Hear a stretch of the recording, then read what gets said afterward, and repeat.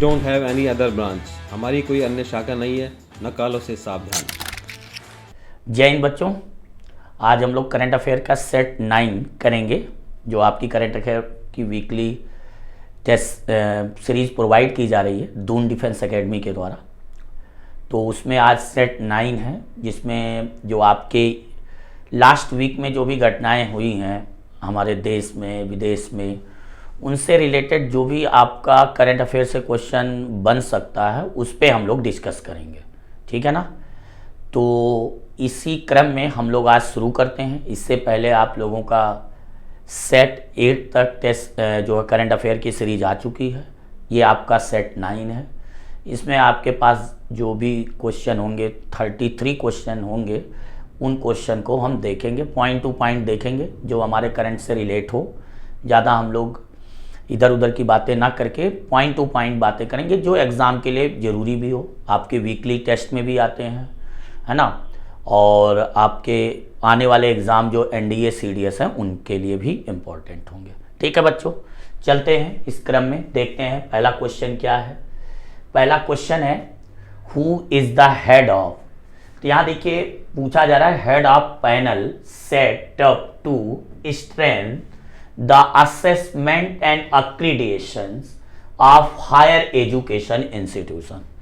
मतलब हम अपने देश में जो उच्च शिक्षा है, उच्च शिक्षा को मजबूत करने के लिए, उसे और अच्छा बनाने के लिए, उसे और बेहतर बनाने के लिए भारत सरकार द्वारा एक पैनल बनाया गया है, एक पैनल गठित किया गया है। तो पूछा जा रहा है कि उस पैनल में कौन है, कौन शामिल हैं, है ना। तो यहाँ देखिए इसका आंसर है के राधाकृष्णन। इनकी अध्यक्षता में ये पैनल बनाया गया। भारत सरकार का शुरू से ध्यान है हायर एजुकेशन को और ज़्यादा इम्प्रूव करना।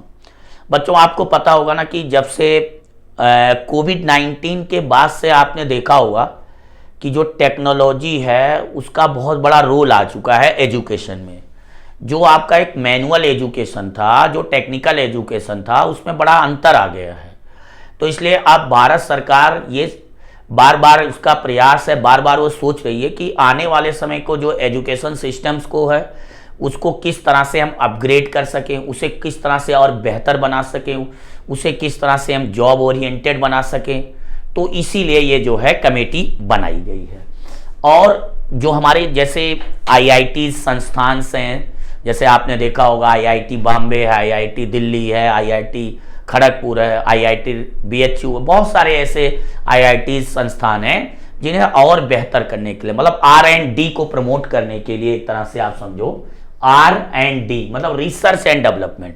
मतलब एजुकेशन जॉब ओरिएंटेड तो होना ही चाहिए, लेकिन उसके साथ साथ वो रिसर्च एंड डेवलपमेंट बेस होना चाहिए, जिससे हमारे देश में और ज़्यादा लोगों को रोजगार के लायक बनाया जा सके, रोजगार के लिए उन्हें आत्मनिर्भर बनाया जा सके। इसका लिए जो है ये कमेटी का गठन किया गया है। अभी आपने कुछ दिन पहले पढ़ा होगा कि हमने हायर एजुकेशन में फॉरेन से आने वाले बच्चों के लिए भी एक लिमिट तय कर दी है। 25% तक बच्चे इसमें एनरोल हो सकते हैं। तो फ्यूचर में इंडिया जो है जैसे मैन्युफैक्चरिंग का हब बन रहा है, उसी तरह से हायर एजुकेशन का हब बने, यहाँ भी पढ़ने के लिए बाहर से भी लोग आए, दूसरे देशों से भी आए, इसीलिए ये किया गया है। इसके बाद देखिए इसमें एक कस्तूरी रंगन जी हैं, इनका नाम बहुत इंपॉर्टेंट है। ये नेशनल एजुकेशन पॉलिसी से रिलेटेड है। ये भी एक इम्पॉर्टेंट शख्सियत है, इनसे भी क्वेश्चन बन सकता है कि कस्तूरी रंगन से। और ये जो आपके VK पॉल हैं और अभी अमिताभ कांत हैं, ये आपने पढ़ा होगा नीति आयोग के CEO रह चुके हैं। और ये जो आपके VK पॉल हैं ये नीति आयोग के मेंबर हैं, इनका नाम भी आता रहता है। तो इनको भी आप ध्यान रखें, इनके बारे में भी कभी कोई क्वेश्चन बन सकता है। तो जो आपका क्वेश्चन है, क्वेश्चन का जो पहला आंसर है वो A है, के राधाकृष्णन। ठीक है बच्चों, चलिए नेक्स्ट क्वेश्चन की तरफ चलते हैं। अभी देखिए पूछा गया which country launch widow satellites. अब देखिए ये वीडो सैटेलाइट्स नेविगेशन सिस्टम पे लॉन्च किया गया है। मतलब ये सैटेलाइट इस बेस पे लॉन्च किया गया है, SMS सर्विसेज पे आधारित नेविगेशन सिस्टम को SMS सिस्टम से एडवांस करने के लिए सैटेलाइट लॉन्च किया गया है। और ये लॉन्च जो किया गया है चाइना के द्वारा लॉन्च किया गया है, तो इसका उत्तर जो है चाइना होगा। अभी आपने देखा होगा कि चाइना जो इंडो पैसिफिक रीजन है उसमें अपनी पकड़ मजबूत बनाना चाहता है, इसके अलावा साउथ चाइना सी में मजबूत बनाना चाहता है। और आप सबको पता है कि आने वाला समय जो है, आने वाले समय में जो आपस में देशों के बीच में कंपटीशन होगा, एक प्रतिस्पर्धा होगी, वो कहीं ना कहीं ओशन को लेकर होगा, ओशन इकोनॉमी को लेकर होगा, ब्लू इकोनॉमी को लेकर होगा, और अपने उस सी रूट को कितना ज़्यादा हम प्रोटेक्टिव बना सकते हैं, कितना सुरक्षित बना सकते हैं, उसके लिए ये सैटेलाइट्स लॉन्च किया जा रहा है। अभी आपने देखा होगा बीच में चाइना और ताइवान के बीच में बहुत ज़्यादा टेंशन थी, तनाव था। साउथ कोरिया नॉर्थ कोरिया के बीच में आपने सुना होगा। तो इस तरह से आपने देखा होगा कि कहीं ना कहीं सी रीजन से जो देश अपनी बाउंड्री शेयर कर रहे हैं, बाउंड्री जिनकी लगी हुई है, वहां पर इस तरह की एक्टिविटी चलती रहती है। तो अपने नेविगेशन सिस्टम को और अच्छा बनाने के लिए चाइना के द्वारा ये जो है लॉन्च किया गया है नेविगेशन सिस्टम। नेक्स्ट देखते हैं, अगला क्वेश्चन देखते हैं बेटा। इसके बाद जो आपका अगला क्वेश्चन है वो आपका देखते हैं क्या है, which most powerful rocket launch from the earth as a November 2022, मतलब कौन सा शक्तिशाली रॉकेट जो है इसके द्वारा लॉन्च किया गया है। तो ये देखिए जो है स्पेस एक्स, आपको पता होगा ये एक कंपनी है स्पेस एक्स। तो ये अमेरिका की है, यूएसए की है, एलन मस्क की है ये। तो उन्हीं की कंपनी ने ये लॉन्च किया है मोस्ट पावरफुल रॉकेट जो है, और इसका नाम है फॉल्कन हैवी।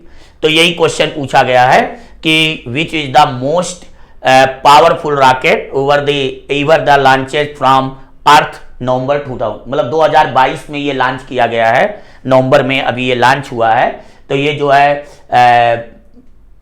फाल्कन हैवी है, ये रॉकेट सिस्टम जो है इसके द्वारा लॉन्च किया गया। तो यहां से एक क्वेश्चन ये भी बन सकता है कि ये जो स्पेस एक्स है ये कहाँ की स्पेस एजेंसी है, कहाँ की ये है, तो अमेरिका की है। हालांकि ये प्राइवेट स्पेस एजेंसी है, जैसे नासा जो है वो प्राइवेट स्पेस एजेंसी नहीं है।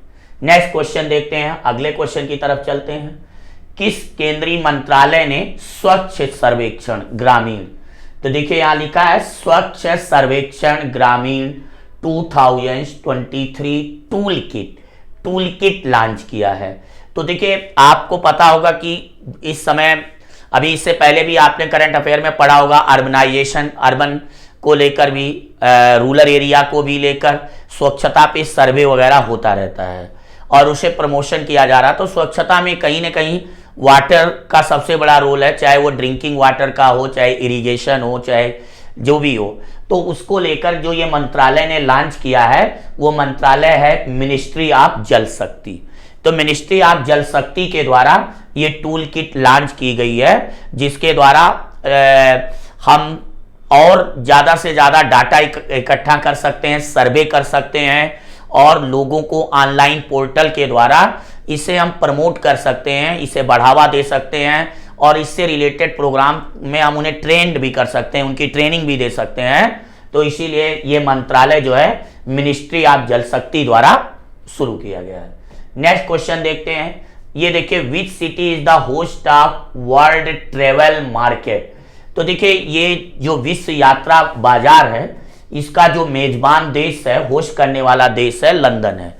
अभी यहीं पर केरल को जो है रिस्पॉन्सिबल टूरिज्म के लिए पुरस्कार मिला है, जिम्मेदार पर्यटन के लिए। यहीं पर केरल को जो है एक जिम्मेदार पर्यटन के लिए, रिस्पॉन्सिबल टूरिज्म के लिए जो है ये पुरस्कार मिला है, रिस्पॉन्सिबल टूरिज्म के लिए, जिम्मेदार पर्यटन के लिए मिला है।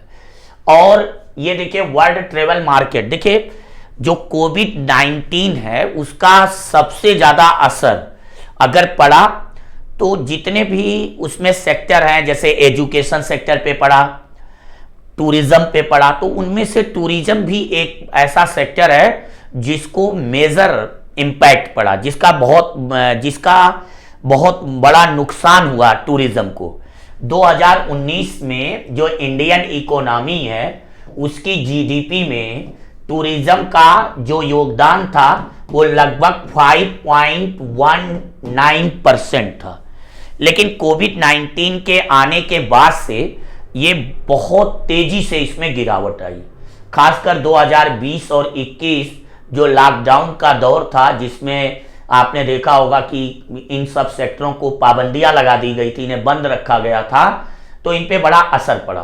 तो उसको और एक बार दोबारा से उसे पटरी पे लाने के लिए, दोबारा से टूरिज्म को और ज़्यादा प्रमोट करने के लिए ये जो है वर्ल्ड ट्रेवल मार्च हुआ है, जो लंदन में हुआ है। वहाँ पर लोग, सभी देश के लोग जो है इकट्ठा हुए, सभी देश के लोगों के पर्यटन मंत्री वगैरह आए, और भी तमाम लोग जो इस सेक्टर से स्पेशलाइज लोग हैं, उनसे एक अपना विचार विमर्श, डिस्कशन हुआ कि फ्यूचर में हम टूरिज्म को कैसे प्रमोट कर सकते हैं। और एक जिम्मेदार टूरिज्म की बात आजकल बहुत ज़्यादा चल रही है, सस्टेनेबल टूरिज्म की बात बहुत ज़्यादा चल रही है।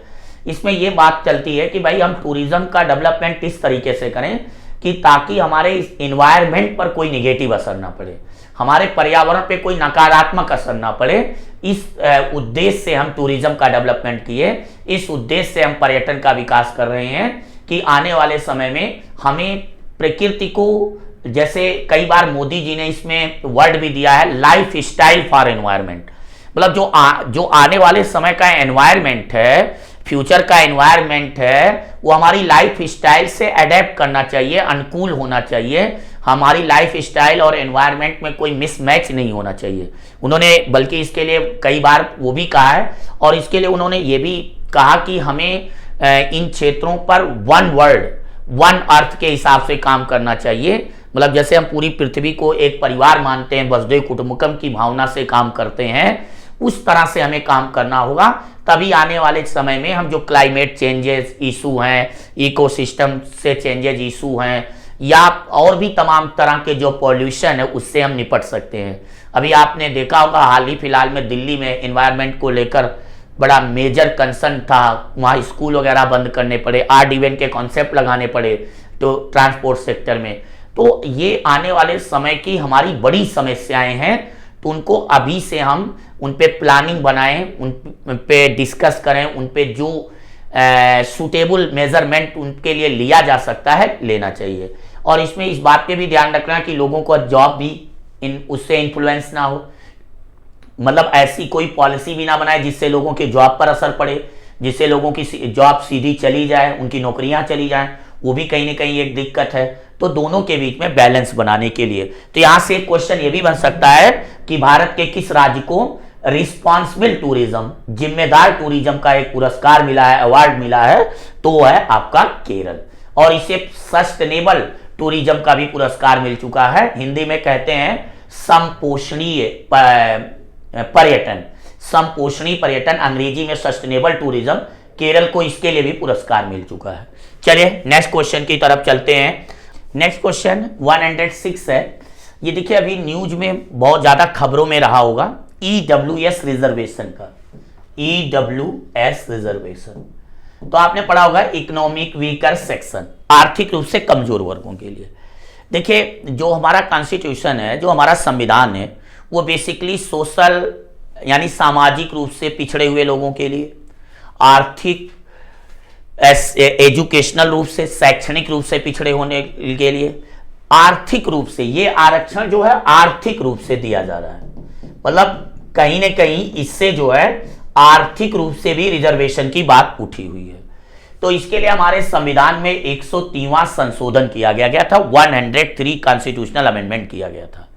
और इस अमेंडमेंट के द्वारा हमारे कॉन्स्टिट्यूशन में article 15 class 6, article 16 class 6 add किया गया था, जिसके द्वारा यह कहा गया, आर्टिकल 16 देखिए गवर्नमेंट जॉब वगैरह से रिलेटेड है, 15 आपका एजुकेशन वगैरह से रिलेटेड है, जिसमें रिजर्वेशन दिया जा सकता है, छूट दी जा सकती है। तो अभी आपने देखा होगा कि जब EWS रिजर्वेशन का सुप्रीम कोर्ट ने अभी डिसीजन आया, तो उसमें आपने देखा होगा 3:2 के रेशियो में डिसीजन आया, जिसमें हमारे जो चीफ जस्टिस थे वो जो थे इसके अगेंस्ट में थे, लेकिन जो बाकी जजेस थे 3 वो इसके फेवर में थे। तो उन्होंने कहा कि EWS रिजर्वेशन जो है वो 50% का वायलेशन नहीं कर रहा है, और ऑलरेडी जो SC ST और जनरल OBC को रिजर्वेशन दिया जा रहा है उसका वायलेशन नहीं कर रहा है। तो इसे हम कंटिन्यू कर सकते हैं, इसे कंटिन्यू रहना चाहिए। और जबकि जो हमारे चीफ जस्टिस साहब थे वो इसके अगेंस्ट में थे, जो डीवाई चंद्रचूड़ से पहले जो हमारे चीफ जस्टिस से थे उन्हीं वो जो थे इसके अगेंस्ट में थे। तो यहां आप ये देखिए कि हमारा चीफ जस्टिस अगर विरोध में भी हो किसी मैटर पर और उसके पास मेजोरिटी नहीं है तो वो अपने फैसले को लागू नहीं कर सकता है। तो यहां 3:2 के रेशियो में ये डिसीजन आया। मतलब हम जब पढ़ते हैं संविधान तो उसमें आपने पढ़ा होगा कि एक कॉन्स्टिट्यूशनल बेंच होती है जिसमें 5 जजों की बेंच मिनिमम होती है। ज्यादा से ज्यादा उसमें आप 6 कर सकते हैं, 8 कर सकते हैं, 13 कर सकते हैं, लेकिन मिनिमम 5 जज होने ही चाहिए। तो उन मिनिमम 5 जजों की बेंच में जो फैसला आया वो 3:2 के रेशियो में आया।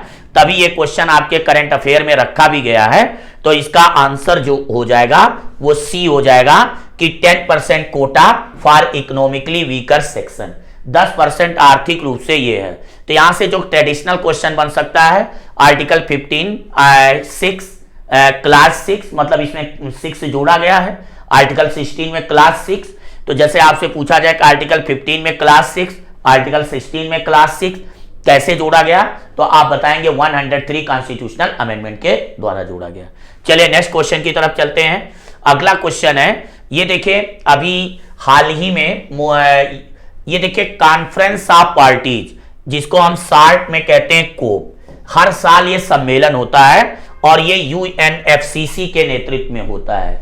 आपने पढ़ा होगा UNFCCC, United nation framework on convention climate change, United nation framework convention on climate change. ये संस्था जो है ये जलवायु परिवर्तन पे काम करती है। तो हर साल क्लाइमेट चेंज पर, जलवायु परिवर्तन पर यह सम्मेलन होता है।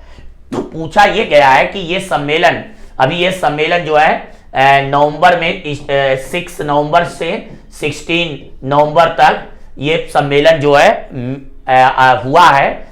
नवंबर के सेकेंड वीक से स्टार्ट हुआ है और ये जो सम्मेलन हुआ है ये इजिप्ट में हुआ है, मिस्र में हुआ है और उस जगह का नाम है शर्म अल शेख। मतलब वो जगह का नाम है शर्म अल शेख जिसमें यह सम्मेलन हुआ। इससे पहले पिछली साल जो हुआ था वो कोप 26 हुआ था, जिसका आयोजन आपने सुना होगा ग्लासगो में हुआ था। और जो अब की बार अभी हो रहा है, चल रहा है कंटिन्यूअस, ये आपका शर्म अल शेख में हो रहा है। तो यही पूछा गया है कि which country is the host of 27th conference of parties on the UNFCCC. ये जो संस्था है ये 1944 में आई है, 1994 में ये आई है। और ये जो है कहीं ना कहीं जलवायु परिवर्तन के लिए, जलवायु परिवर्तन पे निगरानी रखने के लिए, नजर रखने के लिए एक शीर्ष संस्था है, एक उच्च स्तरीय संस्था है जो इस पे अपना नजर रखती है। तो इसका आंसर आपका बी हो गया। नेक्स्ट क्वेश्चन, जनजाति गौरव दिवस ऑब्जर्व, बर्थ एनिवर्सरी। तो अब यहां से देखिए बर्थ एनिवर्सरी मतलब उनका जन्मदिन है। तो ये देखिए बिरसा मुंडा, आपने नाम सुना होगा, इनका जो जन्म पड़ता है वो 15 नवंबर को पड़ता है, 15 नवंबर को पड़ता है। तो अभी पिछले साल मोदी सरकार ने 2021 में ये डिसाइड किया, ये डिक्लेयर किया, इनकी कैबिनेट ने ये डिक्लेयर किया कि हर साल हम 15 जनवरी को जनजाति गौरव दिवस के रूप में मनाएंगे। तो इसका जो आंसर बनेगा वो बनेगा बिरसा मुंडा। तो आपसे पेपर में क्वेश्चन बनेंगे कि अभी हाल ही में, अभी रिसेंटली किसके बर्थ एनिवर्सरी को, किसके जन्म तिथि को भारत सरकार ने राष्ट्रीय जनजाति गौरव दिवस के रूप में मेंशन किया है, डिक्लेयर किया है। तो आंसर हो जाएगा बिरसा मुंडा। चलिए नेक्स्ट क्वेश्चन देखते हैं। अगला क्वेश्चन है कि इसरो ने किस देश के साथ सहयोग करके चंद्रमा पे छाया क्षेत्र, तो यहां देखिए लिखा है ना, collaboration with which country on exploring the moon shadow. तो इसका आंसर बेटा जापान है। जापान के साथ अभी हाल ही में भारत सरकार ने यह समझौता किया है। भारत सरकार की स्पेस एजेंसी है इसरो, आपको पता ही होगा, इसका हेडक्वार्टर बेंगलुरु में है। तो उन्होंने चंद्रमा पर वहां पे शैडो रीजन की खोज करने के लिए जो है ये समझौता किया है। तो इसका आंसर आपका जापान हो जाएगा। नेक्स्ट क्वेश्चन है कोलिंस डिक्शनरी। देखिए जैसे आपने देखा होगा ऑक्सफोर्ड डिक्शनरी है, कोलिन डिक्शनरी है, Merriam Webster Collin dictionary है, ऑक्सफोर्ड डिक्शनरी है। तो ये ऐसी डिक्शनरीज हैं जो हर साल किसी ना किसी शब्द को word of the year declare करती हैं। तो ये देखिए कोलिन डिक्शनरी ने जो इस बार word of the year declare किया है वो है आपका परमा क्राइसिस। देखिए परमा क्राइसिस वर्ड का मतलब क्या है? कोविड-19 के बाद से लोगों में इनसिक्योरिटी बहुत बढ़ी है, असुरक्षा, इनसिक्योरिटी। और दूसरा जो सबसे ज्यादा लोगों में इंप्रूवमेंट, लोगों में डर आया है वो आया है अस्थिरता, इनस्टेबिलिटी। तो कोविड-19 के बाद से जैसे लोगों को नौकरियों को लेकर, लोगों को अपने हेल्थ को लेकर, लोगों को अन्य तरह की फाइनेंशियल प्रॉब्लम हुई, जॉब चली गई लोगों की, फ्यूचर में उनकी जॉब को लेकर कोई सिक्योरिटी नहीं रह गई। आपने देखा होगा कोविड-19 में वर्क फ्रॉम होम भी जो लोगों ने काम किया। तो कोविड-19 के बाद जो माहौल बना पूरे विश्व स्तर पे, वर्ल्ड लेवल पे जो सिनेरियो चेंज हुआ, वो उसी के लिए ये वर्ड यूज किया गया है। तो अगर आपसे कभी आपसे पेपर में पूछा जाए कि परमा क्राइसिस वर्ड का यूज जो है किसके लिए किया गया, तो इसका अर्थ है, इसका मतलब है इनसिक्योर, इनस्टेबिलिटी आफ्टर कोविड-19। आफ्टर कोविड-19 जो लोगों के अंदर इनस्टेबिलिटी और इनसिक्योरिटी का भाव आया है ना, उसके लिए ये वर्ड यूज किया गया है। तो कोलिंस डिक्शनरी ने इस शब्द का जो है आपका 2022 का word of the year declare किया। नेक्स्ट क्वेश्चन, इजराइल के प्रधानमंत्री अभी किसे चुना गया? तो ये तो बहुत आसान क्वेश्चन है, आप जानते हैं बेंजामिन नेतन्याहू। ये 5वीं बार जो है इजराइल के प्रधानमंत्री बने हैं, है ना। मोदी जी के बहुत अच्छे दोस्त हैं, मोदी जी ने अपने ट्विटर हैंडल्स पे मैसेज किया, बधाई भी दी। इससे पहले जो इजराइल के प्रधानमंत्री थे वो यारिल लापिड थे, तो उनकी जगह पे अब जो नए प्रधानमंत्री बने हैं इजराइल के, वो बेंजामिन नेतन्याहू बने हैं। तो आपसे पेपर में पूछा जा सकता है कि अभी हाल ही में इलेक्टेड कौन बने हैं प्राइम मिनिस्टर ऑफ इजराइल? तो ये है। हमारा भारत के साथ इनका बहुत अच्छा रिलेशन है, भारत के साथ एक अच्छे व्यवहार है ना, ये है। नेक्स्ट क्वेश्चन देखते हैं। अगला क्वेश्चन है कि किस प्रसिद्ध फुटबॉलर ने रिटायरमेंट फ्रॉम द गेम, खेल से संन्यास लिया है? तो ये है गेराल्ड पिक्स, है ना। तो इसका आंसर सी है। चलिए नेक्स्ट क्वेश्चन देखते हैं। Who has become Byju first global brand ambassador? आपने देखा होगा ऑनलाइन प्लेटफॉर्म पर बाइजू वगैरह काम कर रहे हैं, तो इन्होंने इसको और ज्यादा प्रमोट करने के लिए, इसके प्रति लोगों में क्रिएटिविटी, अवेयरनेस, जागरूकता, इसको और ज्यादा लोगों के बीच में मतलब पॉपुलरिटी और ज्यादा पहुंचे, तो इसके लिए इन्होंने जो अपना खासकर सबसे ज्यादा देखिए इसमें सोशल इंपैक्ट की बात कर रहे हैं। सोशल इंपैक्ट का सेंस ये है कि जैसे बहुत कम लागत में लोगों को एजुकेशन मिल जा रहा है, गरीब वर्ग भी जो है इससे प्रभावित हो रहा है। तो सोशल इंपैक्ट सभी पे पड़ रहा है कहीं ना कहीं। एक जो ऑनलाइन प्लेटफॉर्म एजुकेशन से आया, तो उससे जो एजुकेशन का रीचेज है, पहुंचना जो है काफ़ी आसान हो गया, मतलब नॉलेज शेयरिंग काफ़ी आसान हो गई। तो उस दिशा में ये जितने भी प्लेटफॉर्म है इस तरह के, अनअकैडमीज हैं, बायजूज हैं, वो बहुत अच्छे काम कर रहे हैं इस दिशा में। तो उसी दिशा में ये जो है ये हुआ, तो इसके लिए इन्होंने जो अपना ब्रांड एम्बेसडर चुना है वो लियोनेल मेसी को चुना है। चलिए नेक्स्ट क्वेश्चन की तरफ देखते हैं। ये देखिए ऑपरेशन विजिलेंट स्टॉर्म, ये अभी किस किस के बीच में हुआ है? तो ये देखिए साउथ कोरिया और अमेरिका के बीच में हुआ है, यूएसए के बीच में हुआ है। हालांकि नॉर्थ कोरिया ने इस पे ऑब्जेक्शन किया है, नॉर्थ कोरिया ने इस पे ऑब्जेक्शन जताया है, और उसने बल्कि साउथ कोरिया के आसपास जो इलाके, तो वहां पर अपनी मिसाइलें वगैरह भी छोड़ी हैं, दागी हैं। तो यही क्वेश्चन है कि ऑपरेशन विजिलेंट स्टॉर्म जो है किसके बीच में हुआ? तो आंसर आपका हो जाएगा south Korea and USA. South Korea और यूएसए एक अच्छे दोस्त भी हैं, अच्छे मित्र भी हैं। ये देखिए वर्ल्ड सुनामी अवेयरनेस डे, आपको पता होगा सुनामी जब अर्थक्वेक का रिक्टर स्केल पे जो तीव्रता होती है वो 7 से ऊपर हो जाए। जब कोई भूकंप जिसकी तीव्रता रिक्टर स्केल से 7 से ऊपर हो, आपने पढ़ा होगा Richter scale 1, Richter scale 2, Richter scale 5। देखिए रिक्टर स्केल 5 तक जो मतलब अर्थक्वेक आते हैं लेस देन 5, रिक्टर स्केल 5 से नीचे तक के जो भूकंप होते हैं वो बहुत ज्यादा नुकसान नहीं पहुंचाते हैं।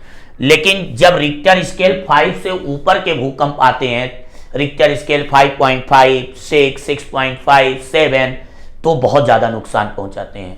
सुनामी आने का चांसेस तब बढ़ता है जब रिक्टर स्केल पर अर्थक्वेक 7 से ऊपर हो जाए। जब रिक्टर स्केल पर जो है 7 से ऊपर, 7 से ऊपर जो है अर्थक्वेक आए तो सुनामी आने का चांसेस बढ़ जाता है। तो 5 नवंबर को वर्ल्ड सुनामी डे के रूप में मनाते हैं, क्योंकि ऐसा डाटा में लिखा मिलता है कि 5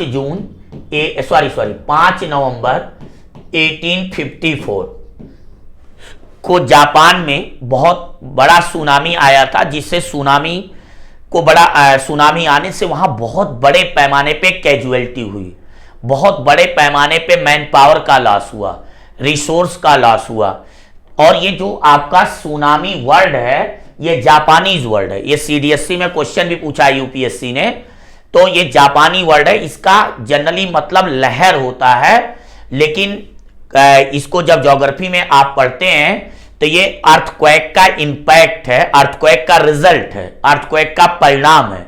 कभी भी आपसे पेपर में पूछा जाए सुनामी क्या है तो अर्थक्वेक का एक परिणाम है। सुनामी का मतलब लहरों से लिया जाता है, लहरें उठने लगती हैं। और एक चीज और ध्यान रखिए, जो सुनामी है, इन सुनामी से रक्षा करने के लिए भारत सरकार ने जितने कोस्टल एरियाज हैं, जो कोस्टल एरियाज हैं, इन कोस्टल एरियाज में मैंग्रोव ट्री लगा रही है। मैंग्रोव के पेड़ लगा रही है, क्योंकि मैंग्रोव पेड़ की जो है हाइट ज्यादा होती है तो सुनामी लहरों को रोक लेते हैं, उनकी ऊंचाई को रोक लेते हैं। तो अगर कभी भी आपसे परीक्षा में पूछा जाए कि भारत सरकार जो है सुनामी से सेफ्टी रखने के लिए, बचाव रखने के लिए कौन सा मतलब पेड़, कौन से पौधों को प्लांट करा रही है, लगा रही है, तो उसका आंसर हो जाएगा मैंग्रोव ट्री। और सुंदरबन, आपने सुना होगा, सुंदरबन डेल्टा रीजन में मैंग्रोव ट्री बड़ी संख्या में पाए जाते हैं और इन पेड़ों की ऊंचाई 12-15 मीटर तक होती है, जो सुनामी को रोकते हैं। जो सुनामी आती है तो उसमें लहरों की ऊंचाई 12-15 मीटर तक बढ़ जाती है, और जब सुनामी कोस्टल रीजन पे पहुंचते हैं जहां हाइट कम होती है, जहां गहराई कम होती है, वहां लहरों की ऊंचाई ज्यादा बढ़ जाती है। तो लहरों की ऊंचाई ज्यादा बढ़ने से जो आसपास मकान वगैरह बने होते हैं उन्हें बहुत बड़े पैमाने पे नुकसान पहुंचाते हैं। तो आंसर इसका ये हो गया।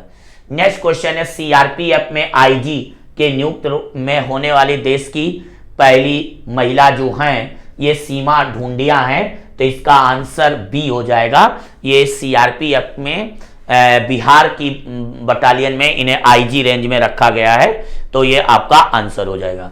चलिए नेक्स्ट क्वेश्चन की देखते हैं, गंगा उत्सव नदी महोत्सव। ये देखिए भारत में नदियों के प्रति लोगों में, जैसे देखो पहले से ही हमारे संस्कृति में, हमारे कल्चर में नदी तमा वर्ड का यूज किया गया है, मतलब नदियों को माँ बताया गया है। तो आज भी देखो कहीं ना कहीं हम उसी थ्योरी पर वापस आ रहे हैं, क्योंकि अगर आप ये सोचें कि अगर हम नदियों को पॉल्यूशन करते जा रहे हैं, नदियों को प्रदूषित करते जा रहे हैं, तो जो हमारा जल है जो वो इतना पॉल्यूटेड हो जा रहा है, इतना प्रदूषित हो जा रहा है, तरह तरह की हमारे लिए उससे बीमारियां भी हैं। तो कहीं ना कहीं इस दिशा में लोगों को जागरूक करने के लिए ये उत्सव मनाया जा रहा है, और ये दिल्ली में। अब जैसे इसमें लिखा है गंगा उत्सव नदी, है ना, लिखा है ना उत्सव नदी महोत्सव, गंगा उत्सव नदी महोत्सव।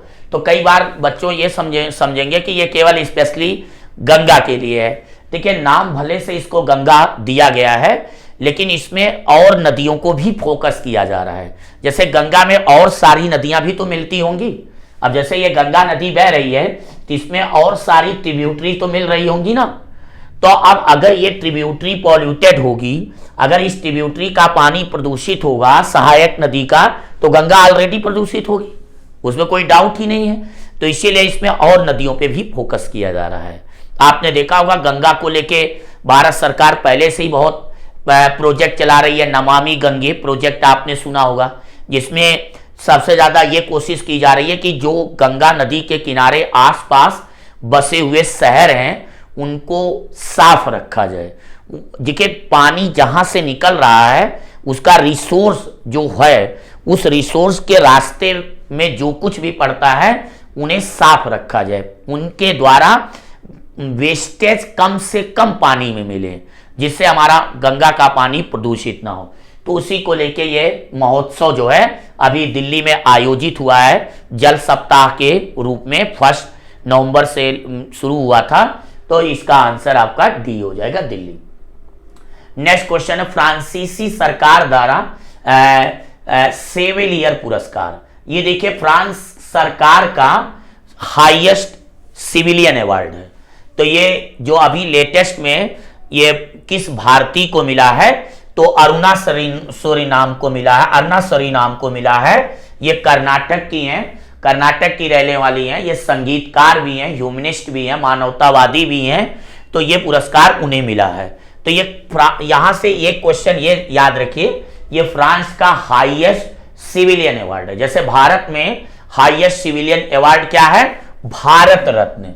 जो भारत का हाईएस्ट सिविलियन अवार्ड है वो भारत रत्न है। भारत का सर्वोच्च नागरिक सम्मान पुरस्कार भारत रत्न। तो उसी तरह से ये फ्रांस का सर्वोच्च नागरिक सम्मान पुरस्कार है। नेक्स्ट देखिए, पीएम नरेंद्र मोदी की अध्यक्षता में ये देखिए होलोंगी, ये हवाई अड्डा है। देखिए लिखा है कि cabinet chaired by PM Narendra Modi has approved the naming of greenfield airport at Hollong airport as the Donyi Polo. तो यहां देखो लिखा है डोनी पोलो। तो ये डोनी पोलो हवाई अड्डा, पहले देखिए उसका नाम क्या था, होलोंगी हवाई अड्डा। कैसा हवाई अड्डा, ग्रीनफील्ड। ग्रीनफील्ड हवाई अड्डा उस अड्डे को कहते हैं जहां पे कार्बन का इमिशन कम से कम हो, उसे ग्रीनफील्ड एयरपोर्ट कहते हैं। ग्रीनफील्ड एयरपोर्ट का मतलब जहां कार्बन का उत्सर्जन कम से कम हो, उन्हें ग्रीनफील्ड एयरपोर्ट कहा जाता है। तो उसका नाम देखिए चेंज कर दिया गया और इसका नाम करने की मंजूरी दी गई है। तो ये हवाई अड्डा जो है अरुणाचल प्रदेश में है। तो यहां देखिए डोनी एंड पोलो, डोनी का मतलब सूर्य से है ना, जो डोनी का मतलब है सूर्य से है और पोलो का मतलब जो है चंद्रमा से है। तो यहां देखिए लिखा है ना कि होलोंगी हवाई अड्डे पर ग्रीनफील्ड हवाई अड्डे का नामकरण डोनी पोलो हवाई अड्डे के रूप में किया गया है। तो ये अरुणाचल प्रदेश का है, ठीक है ना। चलते हैं नेक्स्ट क्वेश्चन। ये वहां की कल्चर की संस्कृति की विशेषता है, वो सूर्य और चंद्रमा को अपने कल्चर में बहुत महत्व देते हैं, बहुत इंपॉर्टेंस देते हैं, उसी से यह नाम लिया गया है डोनी पोलो। नेक्स्ट क्वेश्चन देखते हैं, किस केंद्रीय मंत्रालय ने मातृभाषा मदर टंग, यहां देखिए लिखा mother tongue survey of India. तो देखिए हमारे देश में जो मातृभाषाएं हैं, अभी ये 576 लैंग्वेज पे ये सर्वे हुआ है। तो हमारे देश में जितनी भी मातृभाषाएं हैं उनको बचाने के लिए, उनको सुरक्षित रखने के लिए ये सर्वे होम मिनिस्ट्री के द्वारा कराया गया है, गृह मंत्रालय के द्वारा कराया गया है। तो यही क्वेश्चन पूछा गया है, भारतीय मातृभाषा सर्वेक्षण। जब आप पॉलिटी पढ़ेंगे, संविधान पढ़ेंगे, तो उसमें भी इस तरह के प्रोविजन के बारे में वर्णन किया गया है। आर्टिकल 350A में भी किया गया है और लैंग्वेज से रिलेटेड ही आर्टिकल 351 में भी किया गया, अनुच्छेद 351 में भी किया गया है। तो भारत सरकार जो है इस तरह का सर्वे कराती रहती है। तो वो सर्वे जो है आपका गृह मंत्रालय कराता है और गृह मंत्रालय के डिपार्टमेंट में ही जनगणना का काम होता है, पॉपुलेशन सेंसस। अगर आपसे कभी पूछा जाए कि जनगणना कौन सी सूची में आता है बेटा, तो ये संघ सूची में आता है, अंग्रेजी में यूनियन लिस्ट कहते हैं। तो आपने पढ़ा भी होगा कि 1881 से 1881 से जनगणना को रेगुलराइज कर दिया गया, नियमित कर दिया गया लॉर्ड रिपन के टाइम से। हालांकि 2021 में जो पॉपुलेशन सेंसस कराना था वो कोविड-19 की वजह से नहीं कराया जा सका, और 2021 में जो जनगणना करानी थी उसे पूरी तरह डिजिटल तरीके से करानी थी, पूरी तरह डिजिटल वे में करानी थी, लेकिन कोरोना की वजह से जनगणना 2021 में नहीं कराई गई। 2011 की जनगणना के अनुसार भारत में सबसे ज्यादा जो बोली जाने वाली लैंग्वेज है वो हिंदी है, और हिंदी के बाद जो दूसरे नंबर पे लैंग्वेज है वो बांग्ला है। ये भी एक आप एक्स्ट्रा इंफॉर्मेशन के रूप में याद रखें। बाकी आपके प्रश्न का आंसर जो हो गया वो आपका ministry of home affairs. Next question है G20 के प्रेसिडेंसी विषय क्या है। तो ये देखिए मोदी जी बार बार जब भी कहीं इंटरनेशनल समिट में जाते हैं, भाग लेते हैं, तो वो बार बार वो ये कहते हैं कि जैसे आतंकवाद है, पर्यावरण है, प्रदूषण है, ये किसी एक की समस्या नहीं है, ये पूरे विश्व की समस्या है, पूरी पृथ्वी की समस्या है। तो अगर इन समस्याओं को हम इंडिविजुअल तरीके से देखेंगे, मतलब पर्सनली देखेंगे, तो इसे हम कंट्रोल नहीं कर पाएंगे। आज के समय में ये ग्लोबल कंसर्न इशू है, ये एक वैश्विक समस्या है।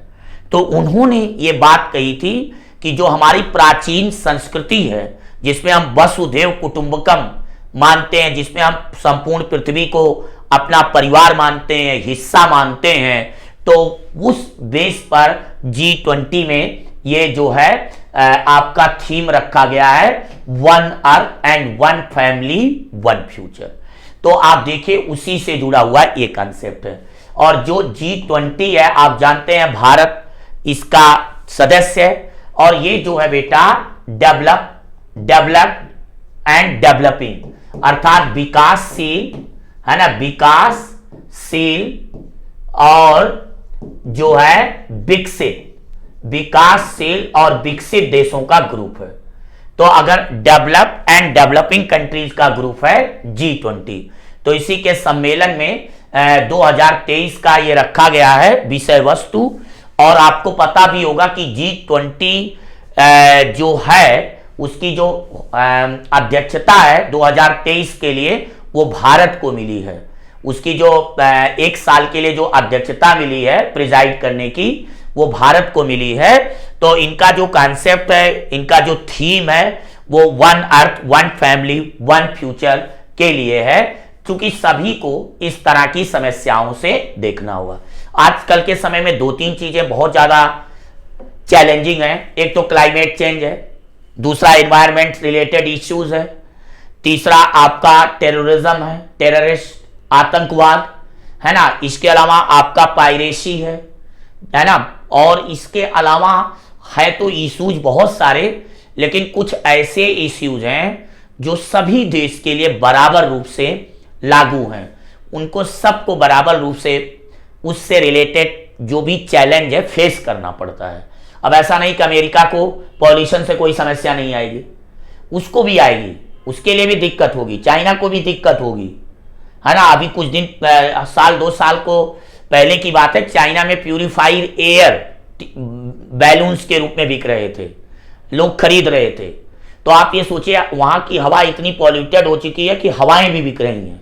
भाई अब तक आपने पानी सुना था और चीजें, अब आप देखिए ना, ये सब कहीं ना कहीं हमारे क्लाइमेट चेंज, हमारी जो ह्यूमन टेंडेंसी, हमारी जो ह्यूमन हैबिट है, क्योंकि हम प्रकृति के साथ बहुत ज्यादा जो है डिस्टर्ब कर चुके हैं। आज का जो मानव है वो क्रिएटिव तो है, लेकिन क्रिएटिव से ज्यादा जो है डिस्ट्रक्टिबल हो चुका है, वो ज्यादा से ज्यादा विनाशी हो चुका है।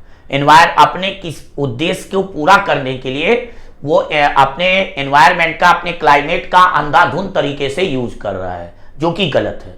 हमें अंधाधुंध तरीके से नहीं करना है, हमें साइंटिफिक तरीके से करना है, और हमें इस तरह से यूज करना है कि फ्यूचर की जनरेशन को भी कोई प्रॉब्लम ना आए। तो इसलिए इसका आंसर बेटा ए हो गया। चलिए नेक्स्ट क्वेश्चन देखते हैं। राष्ट्रीय कानूनी सेवा दिवस, ये बेटा इसको हम हिंदी में नेशनल लीगल सर्विस डे कहते हैं, ठीक है, राष्ट्रीय कानूनी सेवा दिवस। एक्चुअली देखो हमारे संविधान में बेटा कई जगहों पर जब आप डीपीएसपी पढ़ते हैं, तो उसमें पढ़ा होगा कि निःशुल्क कानूनी सहायता, निःशुल्क मतलब फ्री, और इसके अलावा अनिवार्य भी होना चाहिए, कंपल्सरी भी होना चाहिए, मतलब फ्री लीगल सर्विस और अनिवार्य भी होना चाहिए। तो उसी के लिए ये दिवस मनाया जाता है कि भारत में किसी को ऐसी समस्या का सामना ना करना पड़े कि वो फाइनेंशियल कॉस्ट ना दे पाने के कारण न्याय से वंचित है, डिप्राइव्ड है, ऐसा नहीं होना चाहिए। तो इसीलिए ये दिवस जो है हर साल 9 नवंबर को मनाया जाता है। चलिए नेक्स्ट क्वेश्चन देखते हैं। अगला क्वेश्चन देखिए, भारत के विधि आयोग के अध्यक्ष अभी लेटेस्ट में ऋतुराज अवस्थी को किया गया है और ये 22वें विधि आयोग के अध्यक्ष हैं, 22nd लॉ कमीशन। इसका काम क्या है? इसका काम यह है कि प्रेजेंट में जो कानून में कमियां हैं उनके बारे में सजेशन देना, उनके बारे में रिफॉर्म करना। इसके अलावा पास्ट में भी अगर कोई ऐसा कानून है जो आज के समय में लॉजिकल नहीं रह गया है, जिसकी आज के समय में जरूरत नहीं है, उसे समाप्त कर दिया जाए। और ये जो विधि आयोग होता है ये कानून मंत्रालय के अंदर में आता है। ये अपनी रिपोर्ट देता है पुराने कानून पे भी, नए कानून पर भी। इससे पहले भारत सरकार ने 21 विधि आयोग का गठन कर चुकी है। सबसे पहले विधि आयोग के बारे में 1833 के चार्टर एक्ट में आया था। आप सबने बच्चों पढ़ा होगा कि ये ऐसा चार्टर एक्ट है जिसके द्वारा बंगाल के गवर्नर जनरल को भारत का गवर्नर जनरल बनाया गया, जिससे आपने पढ़ा होगा लॉर्ड विलियम बेंटिंग भारत के गवर्नर जनरल बने। और लॉर्ड विलियम बेंटिंग की जो एग्जीक्यूटिव काउंसिल थी, जो वायसराय की कार्यकारिणी परिषद थी, उसमें एक सदस्य की नियुक्ति की गई जो कानून का विशेषज्ञ हो, लॉ का एक्सपर्ट हो, डिस्टिंग्विश्ड ज्यूरिस्ट हो, वो था लॉर्ड मैकाले। तो लॉर्ड मैकाले की नियुक्ति हुई थी और तभी से बेटा ये प्रचलन चल रहा है, तभी से ये व्यवस्था चल रही है कि हर 3 मतलब ये जो विधि आयोग होता है ये 3 साल के लिए होता है। अभी ये मामला सुप्रीम कोर्ट में चला गया था, सुप्रीम कोर्ट में इसके लिए PIL दाखिल हो चुकी थी। 2018 में 21वें विधि आयोग का कार्यकाल समाप्त हो गया था। उसके बाद भारत सरकार ने विधि आयोग का गठन नहीं किया था, तो उस पर सुप्रीम कोर्ट ने केंद्र सरकार को बोला और गाइड भी किया कि आप जल्द से जल्द जो है विधि आयोग की नियुक्ति करें। इनका काम ही है कानूनों से रिलेटेड अपनी राय देना। पुराने कानून अगर अब तर्क संगत नहीं रह गए हैं, लॉजिकल नहीं गए हैं, तो उन्हें समाप्त कर देना, नए कानूनों की प्रत ये लाना। ये अंग्रेजों के टाइम के कानून की भी समीक्षा करते हैं। जैसे आपने देखा होगा बहुत सारे कानून ऐसे होते हैं जो ब्रिटिश पीरियड से चले आ रहे हैं, तो वो कानून भी अगर आज के समय में चेंज करने लायक है या उनकी अब कोई नीड नहीं है तो उन्हें समाप्त कर दिया जाए। तो ये ऋतुराज अवस्थी है जो कर्नाटक हाई कोर्ट के जज भी रह चुके हैं। चलिए नेक्स्ट क्वेश्चन देखते हैं। State of the global climate 2022, ये रिपोर्ट जो है बेटा वर्ल्ड मेट्रोलॉजिकल ऑर्गेनाइजेशन जारी करता है, विश्व मौसम विज्ञान संगठन के द्वारा जारी किया जाता है। यहां देखिए एक संगठन UNEP है, ये पर्यावरण के लिए बहुत काम करता है। इसका हेडक्वार्टर केन्या की राजधानी नैरोबी में भी है, इसको भी आप देख लेना। इसके बाद ये इंटरनेशनल मैरीटाइम ऑर्गेनाइजेशन है, इसका जो हेडक्वार्टर है वो लंदन में है। ये भी पेपर के लिए कभी कभी पूछ लिया जाता है। तो उत्तर आपका डी हो गया। चलिए नेक्स्ट क्वेश्चन, PM गति शक्ति मल्टी मॉडल वाटरवेज समिट। अभी आपने देखा होगा कि भारत सरकार अब वाटरवेज को बहुत प्रमोट कर रही है, जल मार्ग को। अभी तक भारत में 111 वाटरवेज, जिसको हिंदी में कहेंगे जल मार्ग, के विकास पर मंजूरी मिल चुकी है, मतलब कैबिनेट के द्वारा मंजूरी मिल चुकी है। अब भारत सरकार रोडवे के अलावा, रेल रूट के अलावा अल्टरनेटिव वे के रूप में जल मार्गों का विकास सोच रही है। हालांकि भारत में जल मार्गों के विकास में एक समस्या यह है कि भारत में बहुत सारी नदियां बारहमासी नहीं है, सीजनल है, पेरिनल नहीं है। नदियों का जल सूख जाता है। तो इसीलिए आपने देखा होगा प्रधानमंत्री अटल बिहारी वाजपेयी ने नदी जोड़ो परियोजना की बात कही थी। नदी जोड़ो परियोजना, river linkage project, river linkage project. तो उसमें उन्होंने इस बात पे जोर दिया था कि छोटी छोटी नदियों का जल बड़ी नदियों से जोड़ दिया जाए ताकि वाटर का वेस्ट भी ना हो। हालांकि अभी इस पे बहुत काम करने की जरूरत है, लेकिन तत्काल की जो सरकार है वो इस पे सीरियस है और वो अल्टरनेटिव रूट्स को डेवलप करना चाह रही है, जिससे बिजनेस में, व्यापार में, और जो हम अपने सामान का एक राज्य से दूसरे राज्य बेचते हैं, ले जाते हैं, व्यापार करते हैं, वो सब इजी हो जाए, इजी गोइंग हो जाए। तो इस पर देखिए मल्टी मॉडल जलमार्ग पर जो ये वाटरवेज सबमिट हुई है, ये आपकी वाराणसी में, बनारस में हुआ है। चलिए नेक्स्ट क्वेश्चन देखते हैं। अटल न्यू इंडिया चैलेंजेस बहुत इंपॉर्टेंट है बेटा।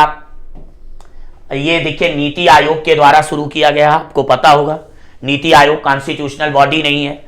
आपने पढ़ा होगा कि नीति आयोग 1 जनवरी 2015, 1 जनवरी 2015। जैसे कई बार पेपर में, हालांकि पहली बार जब प्रधानमंत्री नरेंद्र मोदी वर्ष 2014 में बने थे तो 15 अगस्त 2014 में लाल किले से इसका उन्होंने डिक्लेयर किया था। मतलब उन्होंने जो घोषणा की थी वो 15 अगस्त 2014 को ही कर दी थी, 15 अगस्त 2014 को।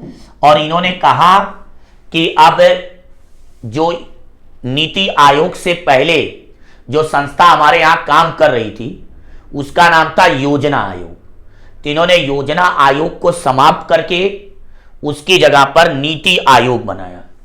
जब से नीति आयोग आया है, पूरे देश में नीति आयोग का काम क्या है?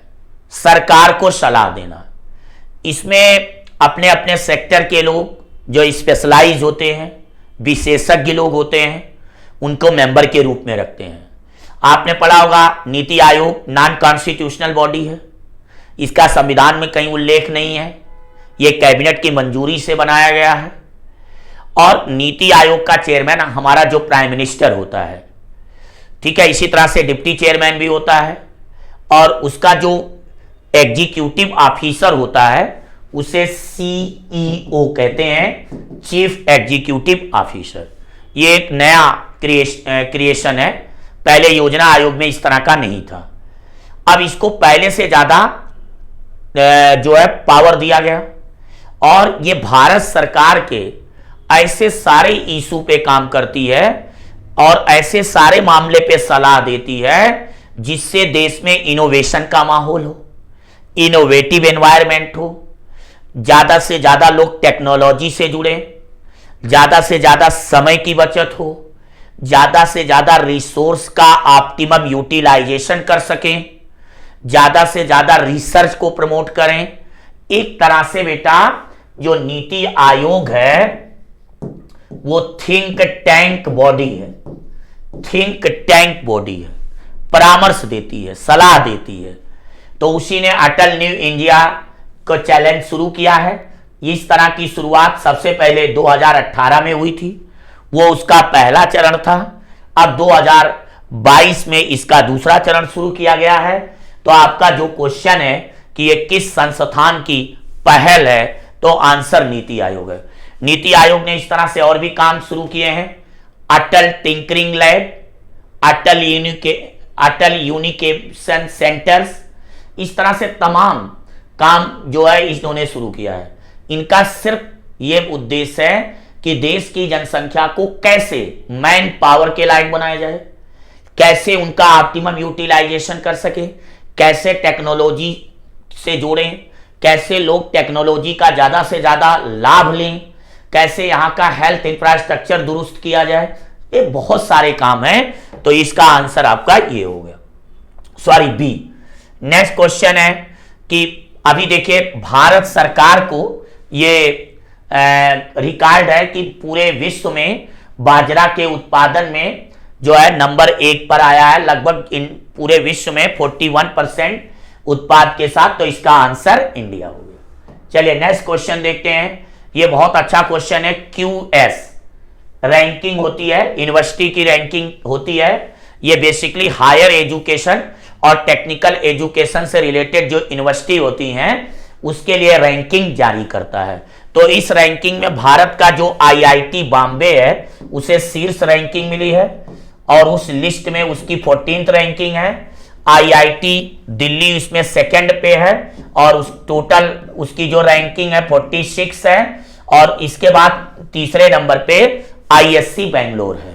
तो क्वेश्चन के अनुसार आपका जो आंसर हो गया वो आईआईटी बॉम्बे हो गया कि इसमें रैंकिंग किसको मिली, आईआईटी बॉम्बे को। अगर आपसे ये पूछ ले, अगर इस क्वेश्चन को थोड़ा चेंज करना चाहे कि क्यूएस एशिया यूनिवर्सिटी रैंकिंग में आईआईटी बॉम्बे को कितनी रैंकिंग मिली, तो आंसर हो जाएगा 40। चलिए नेक्स्ट क्वेश्चन देखते हैं। 2023 के लिए महिला विश्व मुक्केबाजी आप जानते होंगे, होस्ट करने के लिए किसको नामित किया गया है, इंडिया को। तो इसका आंसर इंडिया है। चलिए अगला क्वेश्चन देखते हैं। मिडिल ईस्ट ग्रीन इनिशिएटिव, ये शुरुआत सऊदी अरब ने की है और इसमें भी कहीं ना कहीं क्लाइमेट है, पायरेसी है और इसमें क्लाइमेट से जुड़े अदर इश्यूज भी हैं, एनर्जी से रिलेटेड इश्यू हैं। तो इस तरह की शुरुआत जो की गई है वो आपकी किसके द्वारा की गई है, सऊदी अरब के द्वारा। नेक्स्ट है आईसीसी हॉल ऑफ फेम में शामिल होने वाले, आपको पता ही होगा अभी लेटेस्ट में शामिल किए गए हैं शिव नारायण चंद्रपॉल, ठीक है ना। नेक्स्ट क्वेश्चन देखते हैं। किस राज्य के, हाँ देखिए, approve the proposal of engage retired army veterans for training the state police personnel. जैसे जो आर्मी वगैरह से लोग रिटायर हैं उन्हें इस बात की वो लोग ट्रेनिंग देंगे कि पुलिस और कैसे अच्छे से काम करे, क्योंकि वो रिटायर्ड पर्सन होते हैं तो उनके पास अपने सर्विस का एक बड़ा एक्सपीरियंस होता है, एक बहुत बड़ा अनुभव होता है। तो वह जो अनुभव है उस अनुभव का वो कैसे फायदा उठाएं, उस अनुभव से पुलिस को कैसे बेनिफिट दे सकें, उस अनुभव से पुलिस अपने काम को और कैसे इफेक्टिव तरीके से कर सके। तो ये काम जो है आसाम ने किया है, तो इसका आंसर आसाम है। चलिए बेटा नेक्स्ट क्वेश्चन। ये अरुणा मिलर है, भारतीय मूल की हैं, ये किस राज्य के उपराज्यपाल के रूप में बनी है, तो इसका आंसर है यूनाइटेड स्टेट का राज्य ये मैरीलैंड, ठीक है बच्चों। तो इस तरह से आपका 33 क्वेश्चन था इसमें करंट अफेयर में सेट 9 में, और इसको आप देखें, इसको एक क्वेश्चंस आपको जो भी इसमें सेलेक्ट किए गए हैं वो परीक्षा के लिए बहुत इंपॉर्टेंट है। आने वाले किसी भी एग्जाम में, navy, air force, NDA, CDSC, SSC, GD, सभी तरह के एग्जाम में ये आते हैं। तो आप लोग इसको देखें, इसको अच्छे से इसके नोट्स भी बनाते चलें, लाइक भी करें, शेयर भी करें। थैंक यू, जय Hind. Kindly subscribe D-Day YouTube channel and don't forget to press bell icon.